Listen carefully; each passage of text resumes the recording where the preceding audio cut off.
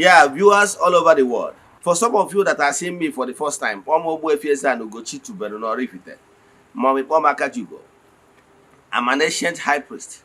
Abụ m onye isi nchụaja na ugochitubelu ọdịnala temple. Anyị na-agba afa miri emi rụkwazi ọrụ mmụọ dị iche iche. Abụkwazi m onye isi nchụaja na ọdịnala Restoration Evangelical Mission, bụrụ onye mgbasa ozi ọdịnala Igbo. So you can call me a priest or an evangelist, I will answer. My mission is to help people live better life. N'ụbọchị taa n'oge awa nke eziokwu. Isiokwu anyị ji wee bịa bụ Agwu and Igbu Oso-agwu. Agwu and Igbu Oso-agwu. Anyị were akọwala gị na agwu bụ agwu. Agwu bụ igwe ka ha bụ. Agwu abụrụ ofu. Yes. Ha bụ region. Agwu bụ agwu bụ spirits behind every man's gift. E nwere agwụ si n'ikwu nne, agwụ si n'ikwu nne nne, nwa agwụ si n'ikwu nna nna. So mgbe ọbụla a na-ahọ ma ọ na-ezere gị full agwụ, a ga-bring the two of them together. They will work as a team, as a union. Ka e wee nwee harmonization n'ihe gbasara agwụ. Agwụ mmadụ nwere ike inwe gift, mana onye ahụ recognize the spirit nọ behind the gift. Onye abụ na mmadụ na-eti igwe na-achaghị acha. Onye abụ na onye a dị so talented. Ị na-echezi ka onye na-etu abụlo ka o si na ya bụ akara aka ya gift ya nwa dị ebube, ọ ka na-asọ ngọngọ. Maka na mmadụ gbapụ ọsọ chie gbasie, ihe sie gbasie, ọ bụrụ na ọ bụcha ọka ibe. I can tell you, no one did good in what they are doing, but they are not excelling. Ọ gbacha mbọ ihe nwoke ga-eme, ọ nọ ebe ọ nọ. Ọ maka na o activate the spirit not behind that gift. All spirit ya gara pronounce gị, gara agbasa gị na-ekwu m ihe iji dị ebube. Maka na ị nwere ike gwacha mmadụ ka mmadụ ga-atụ, gwacha mmadụ proposals ihe ị ga-emeri ya. Ọ na-ruo, ekwesịrị na-enwere mmụọ so agwụ gị ga-eje convince onye a. Si ya pay attention to you, ya sponsor gị, ya pay attention, ya ga with you. Mana ọ bụrụ na o nwere mmụọ gbasoro, ịma na ị nwere ike wuti ya talent ikwucha ọtọ ụtọ na ntị, mana enwere spirit na the backbone. Ihe ndị a ka anyị ga-enebe anya. Gwakwa gị na o nwere ihe bụ ịgba ọsọ agwụ. Ịgba ọsọ agwụ, that mentorship. Ihe ndị a ka anyị ga-enebe anya. Pay attention. Onwe onye ọnwụ na ịma na o nwere agwụ, maọbụ onye ọnwụ na ịma na ọ na-alụ ọrụ agwụ, mana every year obi is a boy, maọbụ onye ọnwụ na ịma na o nwere nka. Tag onye anwa, honor from the horse's mouth. Message anyị bịa taa, bandage will fall from your eyes. Because what you don't know, I keep saying it remains a mystery to you and not to all. What you don't know remains a mystery. If you are knowledgeable, you're a master. If you lack knowledge, you remain a slave. Ihe ndị a bụ ihe anyị ga-enebe anya. But before we dive into today's lecture proper, important announcement. We are still in the month of November. Our monthly ritual for the month is still ongoing. Anyị malitere ịchụ aja iri na igwe ihe karịgoro 3 years, going to 4 years, over 4 years by this month. Now we have massive testimonies. Yes. So, ọ bụrụ na ị chọrọ iso na aja, ihe ga-eme we chat m na WhatsApp, forward ya token donation to the account number. WhatsApp zie m, agwa gị other details we need from you in order to book you. Anyị ga-ewere ya with prayer request ebe na altar na-achụ aja dị kwubi okwu n'isi gị. N'isi ụtụtụ a, echegori m na temple chụọ aja gaa ọfọ kwubi okwu n'isi n'isoyela anyị, the friends of the temple, the children of the temple, the members of Ordinary Restoration Evangelical Mission, and consecrated group. All 4 groups anyị nwere na temple. Tụọ ka anyị si eme ya every day. Kwụsị ikpeazụ anyị je na mmirigoro ihe ọnụ na-eri mesaraka n'aha mmadụ dum. Bịa na temple chụọ aja to entities of powers. Jee n'ebe nchụ aja gbuo ebudo mesaraka. Nwanne chụwakwa aja maka na aja karịrị ọgwụ. So ọ bụrụ na ị dị interested, WhatsApp number ị ga-eji nweta m ma ọ bụ na ị nwere ajụjụ na nkụzi a is 0805 78 37 672. I repeat, 0805 78 37 672. Yes. In the way na screen gig up number. Now let's dive into today's lesson. I'm too long, man. Pay attention, you will learn a lot. And my one day mother, seek for knowledge, strive for wisdom and knowledge. Oh yeah, kiji kamba. ọ ga-enwerịrị ihe iji ka mba ka ngwa one thing Chukwu Okike fụrụ mmadụ niile n'anya mana o nwere ihe mmadụ ji ka ibie ihe a mmadụ ji ka ibie ka bịara ka ntiwara gị taa bụ knowledge. Don't tell me that you are working hard. Hello, everybody is working hard. Mana adịghị m ka nkọwara gị ihe a na-akpọ work smart. You might be working hard, but you are not working smart. Ntị ọ dị ka mmadụ ga ọ bụrụ na ọsụsọ maka work hard ka mmadụ ji adị ebube.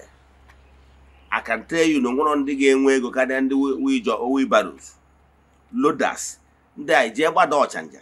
Ị ga-afụ ndị na-ebu akpa rice n'azụ. O nwere ndị na-ebu 2 bags of bag of rice buru ya n'isi ha ebe a na-eme offload 911.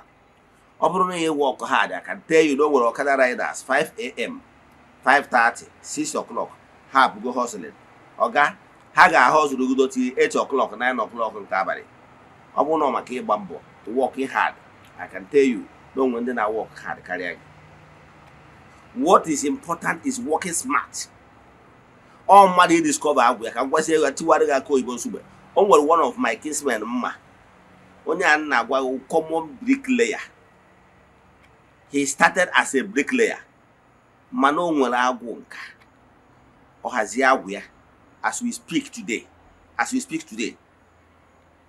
Ndị niile nye na-ebido omeme mesin ọtụtụ n'ime ha ka nọ na mesin level, but onye a na-agwa gị now na-akpọ peg ruo ụlọ elu. Hello, ojiro degree mana chinefu ifu ka agwụ nke ya na-ewetara ya some experience. Ọ nọkwa ebe ịkpọrọ ya bụ peg as this engineer. O degha ya anya ọ gwaghị ihe a ga-eme ọmụta ya. Mgbe ụfọdụ ọ bụ ede dị ya anya onye anya enwe ha na-akpọ topography, grand topography. O degha ya anya ọ gwa mmadụ gogo ebe nke ga-adị mana ebe step down ga-adị mana ebe nke a ga-adị. Onye idoro ka engineer gwụ ya. Onwe ndị gụrụ akwụkwọ mana o nwere ndị gụrụ uche. Ihe a bụ mmụọ na-ebute ya. Hello, mgbe alụ Tower of Babel, kedu university ndị anwa the architectural plans, some of the ancient houses, if you see them today, they are still competing with the modern architecture of current building. Ndị oge a kedu university ha jere were ya? O nwere ihe na-aghọta agwụ bụ nka. Taa achọ nka nkụwarụ maka gị onye nwere agwụ. Gwa gị ihe kpatara iji gara ịda asọsido nwere onye na-eme gị. Yes, onye ọbụla sịrị na mmadụ na-eme ya ewu because na ọkwụrụ n'ụkwụ ya na-abụ. When you are well grounded, nwere ihe mmadụ ga-emewu gị. Isi na mmadụ na-amanipulate gị ọ maka na iwe ofeke. Ọ bụrụ na ị kwụrụ n'ụkwụ gị na-abụ, nwere ihe mmadụ nwere ike ịmanipulate maka na ndị mmadụ asị onye kwechi ya ekwe. If you are not agreeing, and chi gị kwụ n'ụkwụ gị na chi gị kwụ n'ụkwụ na-abụ, chi ga-ama ekwenata ka mmadụ ọbụla manipulate ya gị. Onye a na-agba ọsọ ahịa bụ onye adịrọ grounded on how things work. Ana m eje ahịa. Yes, I was trained bido na nwa as a trader. Maka na my mother was number 1 trader ka ọ bụ. Some of my uncles were traders. Na-eme mgbe a nọ school during holidays, mmeje m na ha nọlụ. Na-eso na-eje ahịa. Mara ihe a na-alụ na street. Mbata n'ime ahịa ọsọ ya bụrụ ebe a na-agba apriko. Electronics dị n'Ọnịcha ma ọ bụ ọchaja dị n'Ọnịcha. Ama nke esi ebiti ndị ọsọ ahịa. Maka na ama nke esi ama ndị nwe shop. Mana gị nwa na onwe gị amụrụ how terrain dị. Ịbata n'ime ebe ọ gaghị agbaghị ọsọ ha ga-agba gị nzama. Mana anyị nwawo ndị born and brought up na the system. Mbata na before na-abịa anọgọba ebe nọ site ya shop m chọrọ ije. Hello, ama nke esi ebiti onye apriko mmadụ ka esi ama ọga nwe shop. Despite the fact na ọ bụrụ na ị mara how things work, ịbịa ọga nwe shop ga-art ka nwa boy onye apriko art ọga. They will be well dressed. Mana ama m ihe eji ama ntị ọ dị. Ihe niile abụ ihe a na-amụ n'ahịa. Kebe eziokwu na ị mara etu esi azụ ahịa ije ebe a erie gị maka na a na-arụ ọnụ street n'ime ahịa. Ndị apriko na-aka enwe gen. Gịnị ka m chọrọ iweta ebe a? Ọ bụrụ na ị mara ụzọ, if you are knowledgeable, bụrụ master. If you lack knowledge, agbagha apriko. Ntị ọ dị. Etu a ka ọ dị n'ọrụ mmụọ nyere ihe gbasara agwụ. Ọtụtụ n'ime ụnụ agwụ na-edistọpụ gị mana ị mụrụ how things work. Ịnọ agba agha apriko ọtụtụ n'ebe ụnụ ngwachakwa gị ị nwere ike ịpụtasị na o nwere ofu eze nwaanyị nwasịrị gị na o nwere ofu onye nwa gwara gị, mana then because na iwe onye eriri ana village mmadụ ka esi eme ihe, ịpụtakwa ụfọdụ ekụziere gị ụfọdụ ihe kpọrọ ihe isi n'ala, ihe a na-ataget ya pocket. Sọrọ gị bịa ka m lụọrụ gị agwụ, mana ana m achọ ịgwa gị the process. Nke mbụ, ọ bụrụ na agwụ mara gị, marakwa na ọ bụrụ onye ọbụla agwụ mara bụ dibịa. Yes, enwere agwụ and enwekwara ụdị agwụ dị iche iche. Agwa ngị na-enwere agwụ nka na ụzụ, science and technology. Yes, enwere agwụ mgbọrọgwụ na mkpa ife ọha ndị abụ ndị pharmacist. Yes, then enwere agwụ dị iche iche, enwere agwụ dị iche iche etu a ka ọ dị chukwu aha agwụ ọbụla. Ọ bụrụ na agwụ nka na ụzụ dị be nna gị, mma agwa gị dị areas ị ga-succeed. Ị ga-succeed as an architecture, ị ga-succeed as a builder, ị ga-succeed n'ihe ọbụla eji nke eme, mekanik, ịrụzi gen, ịrụzi moto, ịrụzi phone, ihe ọbụla eji nke eme. Ịbụ a program, ide design so many things, ịbụ an artist, ihe ọbụla eji nka eme, ị ga-succeed dị ya. Ọ na-agwụ nka dị be ụnụ. O nwere ndị agwụ dị na be ha bụ agwụ ije ozi. Ị ghọtara ya? Ịbanye na ijebedo ịbanye na profession has to do with ije ozi, ị ga-eme ọfụma. Mana problem ị nwere onwere mmadụ ebe isi bido, and ị chọrọ ịma. Ọ bụrụ na agwụ mara gị, to find out ụdị agwụ mara gị, agwụ ị ga-alụ full time, ka agwụ ị ga-alụchara part time, ka agwụ ọ ga-abụ ise tụrụ ị na-emekwa ihe ị na-eme. Ihe ndị a dị very important. Now, ọ bụrụ na agwụ and malụ na agwụ the key factor, agwụgwa m ya ọzọ, agwụ ka ọ ga-abụ ịhazi agwụ gị, ịgwacha mmadụ okwu. Agwụ na-achụta ego, ọkwa ị nwere idea. Agwụ na-achụta ego. Yes, maka no the gift of a man make it away for him. The gift ahụ ị nwere bụ ihe na-asụrụ ụzọ, na-akwara ụzọ. Ọ nke ahụ kacha mara eme is only professionals that succeed. So know the area of your calling and become a professional there. You will succeed massively, believe in me. So nke mbụ ị kwesịrị ka gị na mmụọ agwụ anwa na-propel ka ọ ga-abụ onye ịgbapụ ọsọ chi ga-agbaso gị, agwụ ga-agbaso gị, onye ahụ na-succeed. Ka m gwakwazie gị, ị nwere ike iche na because of na ndị mmadụ na-succeed because of social media. Ọ bụ eziokwu. Ana m achọ ịgwa gị n'onwe gị ọtụtụ ndị mmadụ bidoro ọrụ agwụ. Ụfọdụ jere jekwu ndị advertisement agency, ụfọdụ jekwuru okongwu dibịa, ụfọdụ jekwuru onye otie, onye nke ọzọ ya na ya na-amekwa na-agbanye ndị dibịa n'iru akwụkwọ. Then mana ihe niile ahụ ha niile mechara. Ụfọdụ niile agbanye n'ihu akwụkwọ etrendịrọ, ụfọdụ n'ime agbanye n'ihu akwụkwọ enwere nke ha mewu, ụfọdụ pụtakwa n'iru akwụkwọ na ha succeedịrọ. Ọgwa ndị apụtara n'ihu akwụkwọ ha na-succeed. It's not all about ịpụta n'iru akwụkwọ. O nwere ndị pụtara n'iru akwụkwọ mana etu ha si dị popular abụrụ etu ha si succeed in the reality.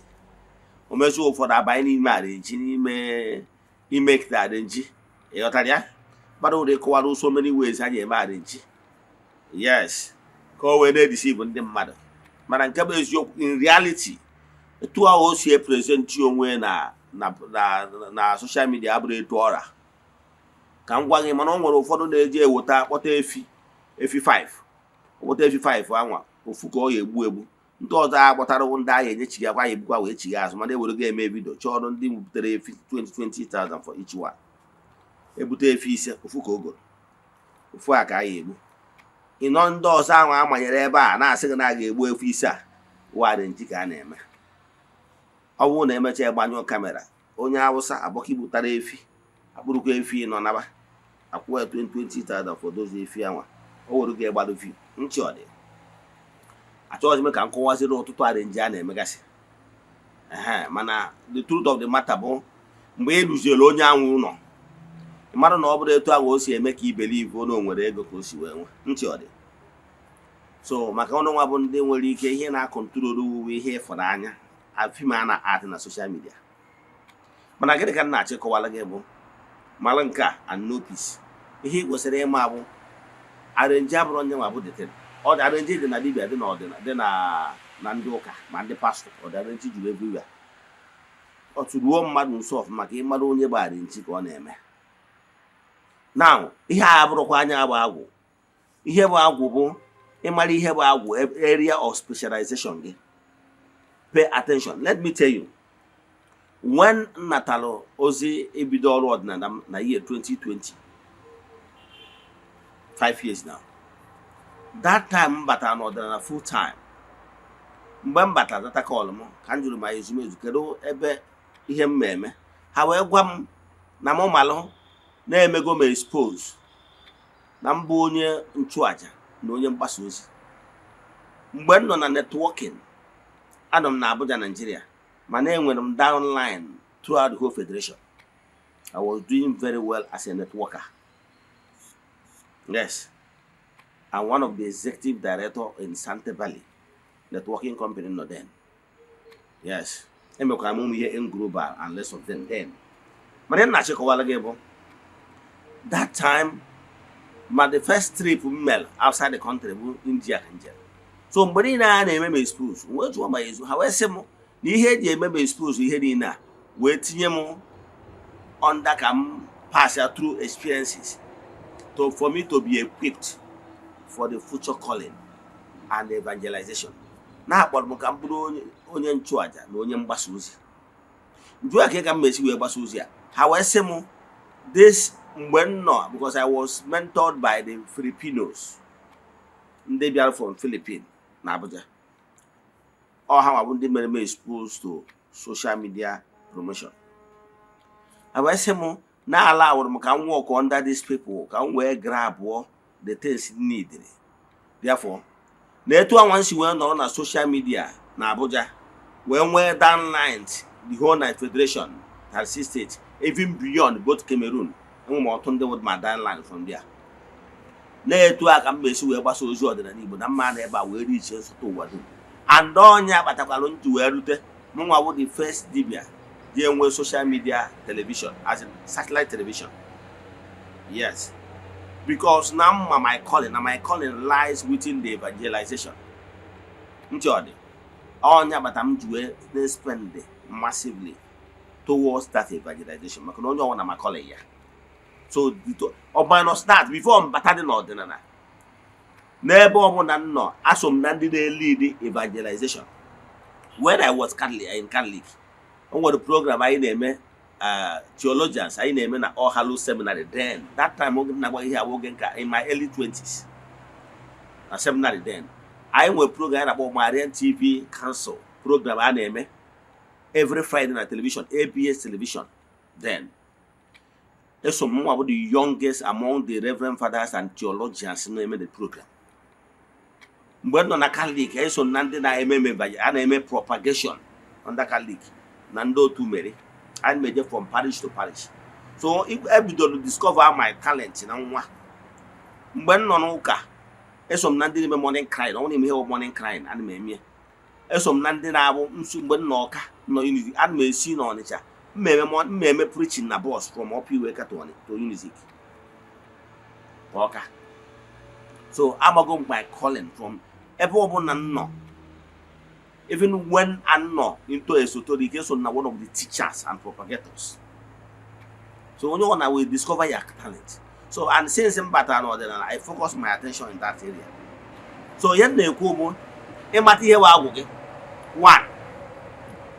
Ọ bụrụ na agwụgo demand na-aga arụ ya arụ ịlụọ ya agwụ gị. A na-arụ agwụ n'ala. Don't allow anybody to deceive you. Maka I've come so many things I eme mana ihe batara nya mmadụ emere ụlọ ebere ọtụtụ ndị mmadụ bụ na n'ikwuche gwacha onye a nke ọ ga-eme ọpụtọsi na ofu onye nwasị ya. N'ala Igbo ịrụ agwụ a na-alụ ya alụ n'ala a na-arụde ya arụde n'ala. That is ịrụ agwụ.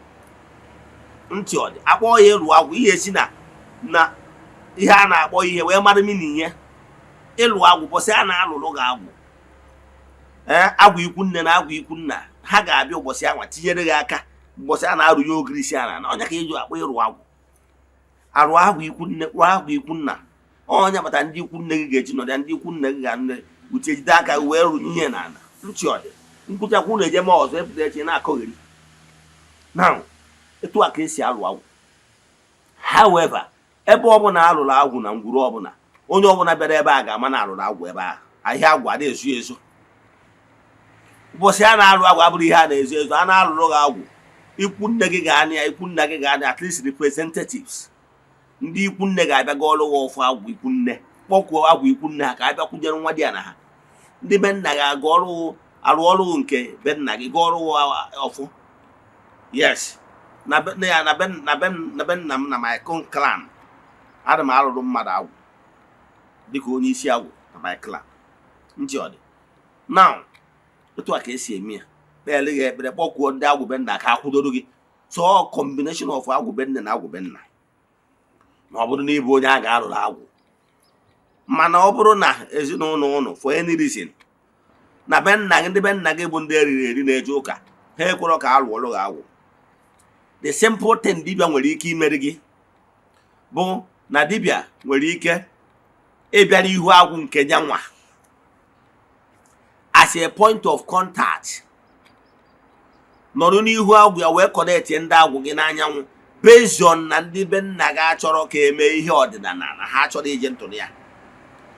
Ọnya ka dibịa ọzọ ga-eji wee yọọ agwụ gị sị ha nekwa na nwoke na-etu abụ chọrọ ime ihe gbasara agwụ na ọ na-ayọ ndị agwụ nọ n'ụlọ, mana ngwurube nna ya anabatara ụdị ihe na-etu a na ya na-plead on his behalf biko ka eme appeasement, ụnụ kwụsị ịghasara ihe na o kwetegokwa na ọ ga na-echukwa ụnụ bụ ndị agwụ, mana ọ nọrọ ọfụma kịta na mbịarambịara ada abụ eze. Maka na ọ bụrụ na nna gị na ya elobọrọ ọrụ gị n'obi, ma ọ bụ na n'obi ụka dị n'ime ịkpa, o nwere ihe ị nwere ike imewu. Ihe a na-akpọ ihe a bụ ekwe m agwụ. N'ikwedo gị agwụ si ya na ịdị ajụ nọ n'ọnọdụ gị adịrọ mma ka ejitere gị ego n'ikwetago na ị ga-eje ozi a nke a ma ọ bụ nke ọzọ. A na-akpọ ya ekwe m agwụ. Weda ma akpọrọ ya ekwe m agwụ ma akpọrọ ya ifidi agwụ gị, ihe dị mkpa bụ na-energize gị agwụ wee gwa ha nwee ndidi. Ihe a na ọ dị ka ịba anyị more time. Soso ihe a ka dibịa nwere ike imewuru gị. And dibịa ọbụla bụ nwoke ga-emere gị ya. Onye ọbụla obi gị nabatara, mana bifo ị na-arụ ọrụ ọbụla n'ọdịnala bụ n'ụzọ kpọkwuo ezumezu gị, yọọ ha biko ha direct ya gị to dibịa ha ga-anabata ka ọ rụọ ọrụ gị ọrụ, because ọ ga-abụrụrụ dibịa gị na ya nwere some certain things in common. Ezumezu gị na ya na ezumezu ya nwere harmony card, ọ dị very important. Na ọ bụrụzie na eje rụchazie that agwụ, ma ọ bụrụ na ị chọrọ gị ọnazi na ama alụrụ gị agwụ, dibịa ihe dibịa ga-eme wee intercede kpee ekpere ka agwụ kwụsị inye gị nsogbu ka i wee nwee ike kwụrụ n'ụkwụ gị na o mere gị ekwe ma agwụ a ma ọ na ofe idiri agwụ anwa. That's all. Ihe ọzọ o nweziri ike imere gị ma ọ bụrụ na ọzi onye agwụ na-enye nsogbu then mana ị chọziri ka emeere gị ihe na-eso agwụ. Ihe a na-eso agwụ abụkwana ihe ọzọ na-abụrụ like m nwa ebe m nụrụ agwụ, enwere m ebe a lụrụ agwụ nwee okwukwu agwụ. Ihe okwukwu agwụ bụ, okwukwu agwụ bụ like agwụ eji eme travel. Mgbe buru gboo dibịa na-esi na be nna ya jee ọrụ dibịa n'obodo ọzọ, jee ọrụ dibịa n'obodo ọzọ. O jewe obodo ọzọ, ihe ọ ga-eme ewu o buru agwụ ya, that is akpa agwụ ya, na akpa agwụ ya ka ma akwa ma ọfọ ma ngwongwo na ngwongwo ma nzu ma eri ihe ndị ọ niile iji wee rụọ ọrụ dị. A na-ekenye na bọsị m nwere akpa aja echiri m dibịa, ekenyere m data akpa, a na-akpọ ya akpa agwụ. Na enyezie gị akpa agwụ anwa, ọ bụrụ na ị na-eje mba tere aka, ikoro okuku agwụ gị ya na akpa agwụ gị. Okuku agwụ gị ahụ na ọdụ ka ebe assemble all their forces nwere ike iruo obodo ahụ ijere, ikudie kowe n'elu na-echukwa ha, were ha wee na-akọntroluzi agwụ nke alụrụ n'ụlọ. Tụ a ka o si wee digbo. Now nke ahụ maka onye bụ dibịa. Mana ọ bụrụ na agwụ na-enye gị nsogbu na ị chọrọ ịlụ dibịa, I will advise you not to be going to dibịa ka ọ na-echukwado gị ụmụ ihe a. Jekwu dibịa direct na ọ bụrụ na ịdịgo ready, ọ bụrụ na ịdịgo ready ịzaka ọlụ gị, jee gwa ya bere gị ekwe m agwụ to buy more time. Mana ọ bụrụ na ịdịgo ready full chest, iruo jekwu dibịa ọnwụ na obi gị nabatara. Yes, si ya na ị chọrọ ịgba ọsọ agwụ. Ịgba ọtụtụ ndị mmadụ na-eke gị si agbara ọsọ agwụ, si agba n'ọsọ agwụ.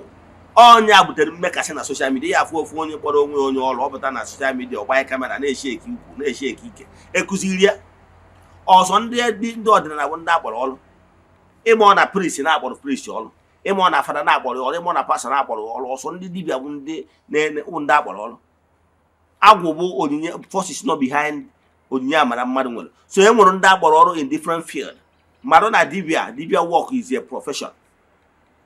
So unu emekasịsịna. So ịpụtazi ị na-abịa na social media na-emekasị. Ọ bụrụ na iwu medical doctor, ịpụtazie imeje school of medical doctor, ịpụta iwere ndị mmadụ na-emejọ njoroko. Try and error. Nke mbugoro unu ị ga-ejegoro dị properly mentored. Then ịlụbazie agwụ ga-adịzie. Example, agbara m ọsọ agwụ as my spirit directed me. O nwere ike bịa na be onye a, ọgwa m na ihe mma anọ na be onye a wee mụ ntụ. Nnọgidara mụta ihe ndị ahụ ọ chọrọ m mụta, ọsị m gwa out. Ọsị m jekwa na be onye a. Etu aka ntị wee mejọ those mmadụ ịnọ. O nwere ndị nje na nke ha na-arụ oke ite, mana adị m arụ oke ite. O nwere ndị nje na nke ha na-agwọ ọgwụ, mana adị m agwọ ọgwụ. O nwere ndị nje na be ha bụ n'abalị ka ha ji alụ ọrụ and I quit. Ka ọ bụ na anyị arụ n'abalị, adịrọ m interested. Now, ihe m chọrọ ịkọwara gị bụ na mgbe ị gbaziere ebe ha nwa, ọtụtụ n'ihe ahụ amụtasị na be ndị mmadụ, 70% of it abụrụzi etu m si arụ ya kịta. O nwere nke ọ ya abụ nche ịlụnụ kpọkụcha chi m na agwụ na ha abịakọ ịlụlụ onye na-etu ọrụ. Agwa m ihe mma alụ mma eti na nke onye a ma ya eti na nke onye nke ọzọ. Agwụ ebido na direct mmadụ. Ihe dị mkpa wadaba ha grab go the method. Mgbe anyị na-eje university, ije university akụzichara some certain method n'ihe gbasara course dị etu a ị na-agụ. In reality, in practicing, if you know some certain things akụziri ọrụ gị ya add, nwee some certain things ị ga-eme explore, imagine explore, if you know about it, add ya. So ahụ mgbe anwụ ịpụtaziri, mana a ga-eme ntọnụgodo gị ịmana aka ndị na aka ekpe, the basics. So ịlụgbazie nke gị, agwụ ga na direct gị na add nwe obere onye awụ na ị nwere ike imechi ka nna gị ugwu ma nne gị ugwu. Ọ bụrụ ka m wee brag ya. But I can tell you that n'ebe mmadụ na mgbara ọsọ agwụ na be ha today akasigo ha. Ọ bụrụ ka m brag, but that is the truth. Ihe na-achọ ịkọwara gị bụ nọ ị ga-enwecha mmadụ na-emecha odibo n'aka na ọgị ya. Ịmara na nwa bọyị na-emecha aka ọgị ya. Nwatakịrị na-aka nna ya, ọkwa eziokwu. So gosi na onye ọwụda na-awara ya. Mana ọ bụkwa ma ya adịrịrị basically mentored. Yes. Onye akpatara ifurugo Reverend Fada bịa na social media na-emekasị. Ime kpata social media na Reverend Fada ma Reverend Sister anyị emekasị na social media ime ya training. Anyị nwa gara through preschool training, nwere training na ha na-train gị. O nwere ofu onye ma ya agba afọ ya, ọ hidere under the umbrella of na ebe onye ọdịnala. Mana o nwere ike ịpụta na social media mee mmekasị. O nwere ike onwe point ọ chọrọ ikwu na ndị ọcha dị ya eri. Mana the approach, o nwere ike ọpụta ọgba Bible ọkụ. O nwere ike ọpụta o were ofu ihe mekasị. O nwere ike ọpụta, that is the comment ga-edozo na comment onye adịrọ refine. A priest will not do it. Ọ gwara a priest si na Reverend Fada ya pụta, agwụ ya ga-adị iche maka na asụrụ ya asụ. Onye agbụrụ onye asụrụ asụ na-aba. Ife onye dị radical, ọ bata n'ọdịnala, ọ na-emekasị ofu ihe. O nwere ike o nwere point, mana approach ya dị wrong. Etu awụ ihe ọsụsụ na-eme mmadụ. O nwere onye ọbụla balụ under my tutelage, onye asụrụ ya pụta na social media na-emekasị. Ọ bụrụ nwa ọ na-eshi ike na social media. What does it mean? O nwere ihe a na-azụ mgbe ị nọ na charismatic, mgbe m mere life in the spirit seminar, na mgbe m nọ na Caritas na Bible Society. O nwere ọzụzụ a na-azụ ka theology training. O nwere ọzụzụ a na-azụ gị ị na-emeke point, mana mmadụ na ebe power gị kwụsịrị ka nke onye ọzọ bido. You respect everybody in as much as you are making point. Onye awa agwa dị iche na onye asụrụ asụ na onye asụrụ. So gịnị ka m na-ekwu maka ya? Ndị Gboo gbara ọsọ agwụ. Ịma ihe bụ ọsọ agwụ? Ọsọ agwụ simple mean mentorship. Mmadụ ịgwa nwa m na-eke esi eme nka, na-eke esi eme nka, na-eke esi eme nka. A na-agba ọsọ agwụ ọ bụrụ na mgbe gboo na ụka bịara, nna gị na-eme dibịa. Mgbe anwa agwụ bịa chụzụ, o nwere ike dị ụmụ nwoke 5. Mana o nwere ike ọ bụrụ gị bụ onye agwụ chụzụ. Ọgụ maka nna gị ga na-akpọdebe nso. Chibuike nwa m bịa. Chibuike je wetara m nzu. Chibuike je wetara m mgbọrọgwụ ma mgbọrọgwụ dị ha. Chibuike je kpatara m ahịfịa dị etu a. Ihe ị na-eme ihe awa ọsọ agwụ. Ọ mentorship ka ọ na-ementọ gị. O nwere ike ụmụnne gị ndị ọzọ ma na-akpọ ha, mana ọgụ nwa agwụ chụzụ ka ọ ga na-akpọ. Ọnya mentorship. Mana abịasị ụfọdụ ya na ọgwụ ụfọdụ family na nna ha handụrụ over jebezi ụka ewee kọtụọ. like etu o si na be m nna mụtara nna m onye nọ n'ụwa bụ dibịa chi ọzọ. Now ebe ọ na my own father o mentor adọrọ interested mesịa wee nwụrụ mụ abịazie dị na court go mana ama na o nwere mgbọrọgwụ ụfọdụ my father na-akụziri m akụziri anyị mana o merozi ya asị na ọ lụrụ agwụ o mere ya asị n'ụdị ọdịnala. So ntolitezie n'ide m ịmakwa 1 or 2 I have to go to ndị mmụọ m si m gaa na nka. Ịghọtara ya? So mentorship is very important. Ọtụtụ n'ime na-ekwu na ha adịghị mentor na asị asị they are pathological liars. You know why? Ndị a na-ekwu na ha na-emecho nwere onye ha na-eso na social media. Ọmụta ihe ị na-eme ọ pụzi oje kụzigharịa nke ma o megharịa nke ọ pụta eji okere mmụọ na onwere onye ya gbara ọsọ agwụ kama ọ ga-adị humble enough to admit na o nwere onye ọ mụtara ọrụ n'aka ya. Ọsọ na mmụọ na-akụzi ọrụ nwaanyị rọ mmadụ ka ọ na-eso. O nwere onye ọ na-watch vidiyo mụtachazie instead of inye onye a dị credit mpako. Mbụrụ na m abụrụ dibịa ikwuo na ịgbara ọsọ agwụ ma bịara be gị rụọ ọrụ maka na iwu novice. Hello, ọ bụrụ na ịgbara ọsọ agwụ awụ not come to your place. Ị nwere ike ịmụ ọrụ n'aka nne gị, nwee ike ịmụ ọrụ n'aka nna gị, nwee ike ịmụ ọrụ n'aka di gị. O nkwara ụfọdụ ụmụ nwoke nwunye ha wuo onye ọrụ nwaanyị ụka agwụ m ya ọmụ aka ọrụ n'aka nwunye ọ ga-enwerịrị onye na ngwa gị nwantara mara. If some of this ọrụ a na-arụ na social media nwere ike ịfụ Eze-Ana ya a ji egosi ihu ọrụ na-arụ ọrụ ihe eji ihe niile eme followers ka a na-achọ. Ma mgbe a na-apụta na-ekere gị aka oghere na social media followers ka ọ na-achọ. The main secret of the work ọma egosi ya na social media. Quote me anywhere. The main secret ka ọ na-egosi na social media follower ka o ji achọ engagement. Ka ọ na comment ka ọ na-enwe engage ọ na ọ gwọrọzi gị na o nwere spirit nọ behind the work. Ọ gwọrọzi na o nwere spirit eji ebupụ ọrụ. Ọ gwọrọzi na o nwere spirit na-propel ọrụ. Ọ gwọrọ gị mana nke ọ na-eme na social media ka i wee na-eme engagement. Ịghọtara ya? Eziokwu niile na nke ọzọ ọbụla ọ bụrụ na mmadụ ịgbara ọsọ agwụ mgbe o rejiel when you are having challenge n'ọrụ ị na-alụ o nwere onye ị ga-fall back on. Ama m ọtụ ndị gbagoro ọsọ agwụ na mgbe ụfọdụ na-agbaziri moto na-alụsarị unu mana ihe na-achị kọwara gị bụ na onye a nwere ike nwa ebe ọ lụgbara ọrụ ọ gbadie ọ chaachịkwa gị nna m ukwu ma ọ bụ nne m ukwu biko ka m mesi m ihe dị etu ma ọ bụrụ o nwere ọrụ dị etu abịa anụ ama ka m mesi wee rịa. Ọ bụrụ nke ụlọ ya alụ kọmbaị ọ na-arụ ọ bụrụ nke ya agwa ya etu ọ ya esi ome mana ọ bụrụ na ị na-eso mmadụ nwere onye bụ nna ukwu o rejiere o nwere onye ga-azọ gị. Ị nwere ike chaachị onye anwa jụọ ya ajụ etu ọ ga-esisa gị ya o doo gị anya na nwere onye bụ ya nobody. Mana ọ bụrụ na onye iji ebuoro ibu agwụ gba ọsọ agwụ na bie ọ nọ under obligation as long as ọ nabata gị ihe agwụ ahụ nwere ọ nọ under obligation ịgwa gị eziokwu niile o nwee ihe ọha edere gị ya na mmụọ ga-afụsị because ipe gị due respect by iweta ihe agwụ. Ịghọtara ya? So ọ bụrụ na onye ahụ enwerozi ike haidere gị ihe because ọ dị gị engaged with you ọ nabatago gị n'obi na ị ga-abụ nna ọlụ gị ma ọ bụ nna ọlụ gị mana ọ na-emezi na mpako because ọ bụrụ ọsọ ndị dibịa bụ ndị akpọrọ ọrụ ndị pastọ akpọkwuru ha ọrụ ọ dị mara ịma ọ na Colin bụ Colin onye akpọrọ ọrụ bụ onye akpọrọ ọrụ weda ma ọ na-arụ n'ụka ma ọ na-arụ n'ọdịnala ma ọ bụ ndị nọ under profession ndị ọzọ. Ihe hụ mburugoro nwe mmụta maka na nwa ewu nata anọ nwụta nne ya ala. You learn that basic then add ihe nke gị wee bụrụ ọkaibe is the only professional that succeed in any profession. Na ihe ụfọdụ n'ime unu na-eme and ndị a niile agbara ọsọ agwụ bụ ndị ọ ga-abụ ịnọkọta esi na o nwere nwa dibịa nwa chegharịa n'ụjọba ụka ezigbo dibịa dị well rooted. Ajụjụ ọbụla ihe ọbụla bụ ọ na-agbagharị ọ ga-ajụ ya during those training. Ọ dịgo well grounded ọ dị very difficult onye anyị tụghata je ụka mana ịfụ na ndị eze nwaanyị ma ọ bụ ndị eze nwoke anyị anọkọta etu mgbe asị na ọ na-emebu dibịa na ochegharịa na ọ nabatago Jizọs onye ahụ bụ fake from day one. Ọ dọrọ grounded o nwere omegidogo ihe ọ na-eme nwa ozi nke ọ na-aghọta. Ọtụtụ n'ime ndị anọkọta bido ọrụ otu mgbe nwere ozi ihe onye a na-aghọta ụfọdụ n'ime ọ dịgo stranded. Ihe ọ ga-emezi bụ ojede chọwazie otu nzuzo ya aba chọwazie ọkụ ọtụ ya aba ka e wee nye ya ike o nwere ike anyị enye ọsọ ya ka anyị agba gị maka na ụdị ihe na-acha adịrọ.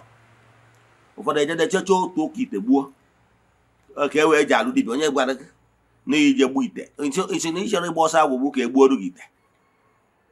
Onwe ndị ya ịgba ọsọ agwụ na befa ha ebido gwụwarụ gị ọgwụ. Nwere onye bịara gba ọsọ agwụ na be m na-aka ihe ọbụla n'ahụ kama develop ngwa etu ị ga-esi wee activate that ya inner power. Mana onwe ndị ị ga-eje abụrụ ije gba ọsọ agwụ abụrụ ka egbuoru gị ite eji agwọ ọgwụ eji arụ dibịa ma ọ bụ ka eje ka anyị gbaga ihe n'ahụ bụrụ ya. Enwere reason anyị eji ka ya na nke a dịrị onwe ya iche. Ka m gwa gị ụfọdụ ihe ụfọdụ ndị nna anyị ha ji wee convert wee hapụ ụka ndị gbara ọsọ agwụ ndị dibịa mgbe gboo. Ụfọdụ bụ na ha akago nka ha dị akpatawo dị ife ha na-eri. Ọ nazie Chibuike nwa ya ego, Chibuike asị ya mmenyesi ya ego, ịchọ ka nyewe ya ego nabata Jizọs. A na-akachi ọrụ ụfọdụ ma edinayi ya ọgwụ na ahụ na-ayagoro ya ekwenye kpọje ya ụlọ ọgwụ. Emedozie ihe akaje dị etu asị ọntị n'ojewe ụka. Emedozie ihe akaje ụfọdụ n'ime ha medozie ihe akaje ụtọ ka o wee nweta ha were kpọje n'ihu ụlọ ọgwụ ma ọ bụ nwee na-enye pọketị mana ọ ga-eji na-atụ ụtụ ma ọ na-enye nleta onwe ya aka anya asị okenye gbadabagoro. Ụmụ ya ya ekwenye ya ego si na ọ na-enye ya ego na ọ ga-eje eje ma onye nana amedozie ya akaje dị etu anwa o kwetazie ka o so ha dị ka e nwere nke na-enye ya nwa aja o ji arachapịọm ọnya mere ya. Ọ na-anabata ihe ahụ ha na-eje mana obi ya ndụrụ dị ya and most of them ha nabatacha na jecha anụ ka obere oge ọ daa ahụ obere oge ọnwụ. Ntị ọ dị ka nkwụsị ebe a. Inwe ajụjụ na nkụzi a ma ọ bụrụ ịchọ ka agbaala gị afa miri emi, chat me on WhatsApp 0805 7837672. I repeat 0805 7837672. Let us pray. Ekwem ekwere m na Chineke, ekwere m na ọ dịghị ihe si n'ime ike nke Chineke na-apụghị izi m ụzọ m ga-esi lụwuo ya n'ihi na ọ mazụrụ ihe niile. Obi m siri ike na Chineke emeworo m ya. Ya gazie. May the blessing of Chukwu Oke pụrụ ime ihe niile be with you all. May you be protected. May you be blessed now and forevermore. Ya gazie. Udo dịrị unu.